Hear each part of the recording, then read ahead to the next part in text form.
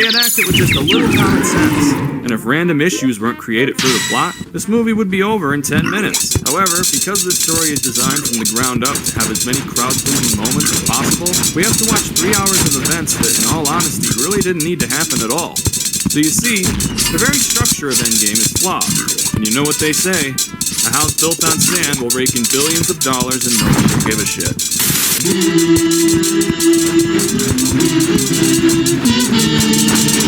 In a universe with so many magical or otherworldly solutions to problems, I can definitely see why it might have been difficult from a writing standpoint to come up with a satisfying ending that felt final. However, I feel like the writers went out of their way to make the audience not care. Let's start with the time travel.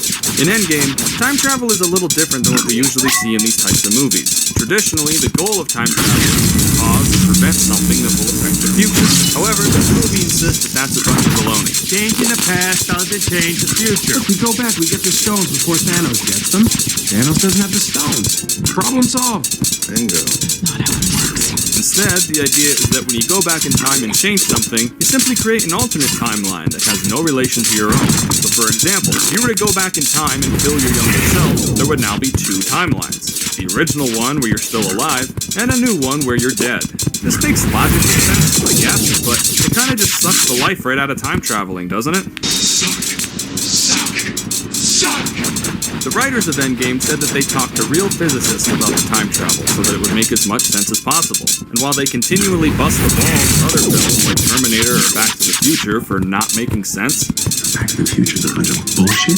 the time travel rules in those movies were limited and was then in real danger. If Marty didn't get his parents back together, he'd fade out of existence. Sarah Connor got her fucking head blown off, humanity was moving toward killing machines. Actions had consequences. Sure, if you think about time travel too much, you'll go cross-eyed. But obviously adhering to the most current scientific theories isn't as important as making sure there are stakes in your story. At the end of the day, you cared about those characters and what happened to them. I can't say the same about these guys. Ironically, in an attempt to outsmart those other time travel films and make something more based in reality, they seem to forget that when you give your characters too many ways out of a situation, there's no longer any reason to care. For example, with this multiple timeline business, if a character dies, it's now possible to just travel to another timeline and get a version of them back.